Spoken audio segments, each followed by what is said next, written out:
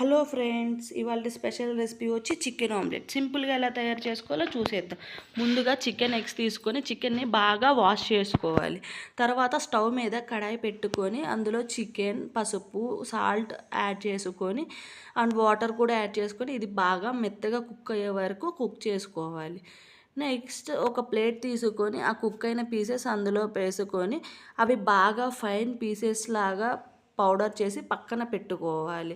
ఒక బౌల్ లేదా ఒక ప్లేట్ తీసుకొని అందులో చిటికెడు ఆయిల్, కరివేపాకు, పచ్చిమిర్చి, టమాటా, ఇలా సన్నగా తరిగి పెట్టుకున్న ఆనియన్ అండ్ కొత్తిమీర వేసుకొని తర్వాత అన్ని మసాలా మిక్స్ చేసుకోవాలి. ఉప్పు, గరం మసాలా, చికెన్ మసాలా, ధనియా పౌడర్, కారం అండ్ మసాలా కారం, ఫైనల్గా వచ్చేసి అల్లం వెల్లుల్లి పేస్ట్ యాడ్ చేసుకోవాలి.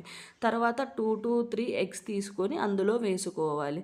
మనం రెడీ చేసి పెట్టుకున్న చికెన్ పీసెస్ని కూడా యాడ్ చేసుకొని నేను చూపిస్తున్న విధంగా బాగా కలుపుకోవాలి. ఇలా బీట్ చేస్తూ కలపాలి. అప్పుడే కొంచెం బాగా జ్యూసీగా ఉంటుంది.